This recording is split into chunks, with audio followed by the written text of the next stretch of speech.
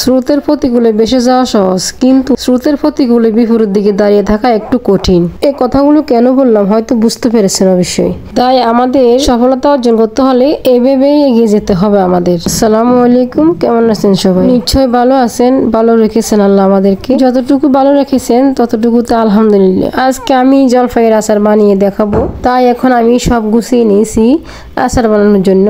এখন চুলায় একটা কড়াই বসাই দিয়ে ওখানে সরষের তেল দিয়ে দিলাম। এখানে 500 গ্রাম সরষের তেল দেওয়া হয়েছে।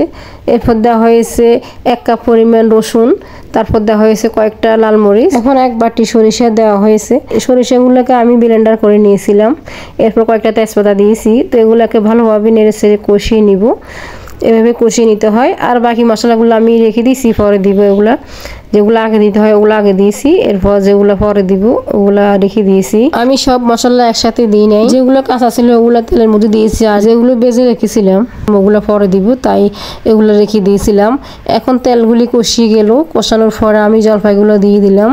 জলপাইগুলো দিয়ে ভালোভাবে নেড়ে ছেড়ে তারপর কিছুক্ষণ রেখে দিব। এখন এগুলোকে অনেক ভালোভাবে নেড়ে ছেড়ে নিতে হবে যেন জলপাইগুলোর গায়ের ভিতরে তেল ঢুকে পড়ে। তাই আমি ভালোভাবে উল্টে পাল্টে ভালোভাবে নেড়ে নিয়েছি। এরপর পরিমাণ মতো লবণ দিয়ে দিয়েছি, যতগুলো লবণ লাগে, কারণ এখানে 2 কেজির মতো জলপাই ছিল, তাই আমি 1 মুঠো লবণ দিয়েছি। এখন লবণ দিয়ে আবারও কিছুক্ষণ নেড়ে ছেড়ে নিব।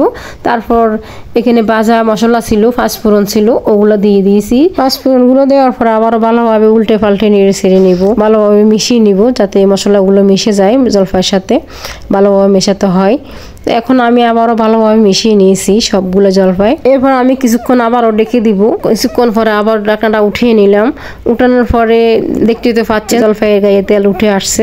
এখন আমি 2 কাপ পরিমাণ চিনি দিয়ে দিলাম। আচারগুলোতে আমি টক ঝাল মিষ্টি সব রাখবো, আমার কাছে চিনিটাই ভালো লাগে। এখন আমি চিনি দিয়ে দিয়েছি 2 কাপ পরিমাণ। চিনিগুলো প্রথমে দেওয়া যেত, কারণ প্রথমে দেওয়া হয়নি। যদি প্রথমে দিয়ে দিতাম তাহলে হয়তো আচারের নিচ থেকে লেগে যাওয়ার সম্ভাবনা বেশি ছিল, তাই চিনিগুলো আগে দেওয়া হয়নি।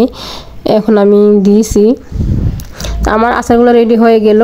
দেখতে তো পাচ্ছেন অনেক সুন্দর একটা কালার আসছে, অনেক সুন্দর গ্রানও আসছে। তো এই জলপাইয়ের আচার কে পছন্দ করেন আমাকে একটা কমেন্ট করে জানাবেন।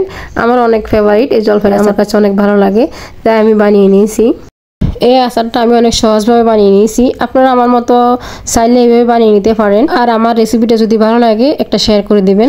এরপর আমি জলপাইয়ের আচারগুলোকে ঠান্ডা করে নিয়েছি। ঠান্ডা করে নিয়ে তারপর জারের মধ্যে নিয়ে নিয়েছি। এভাবে কাঁচের জারের মধ্যে রাখলে আচার নষ্ট হয় না।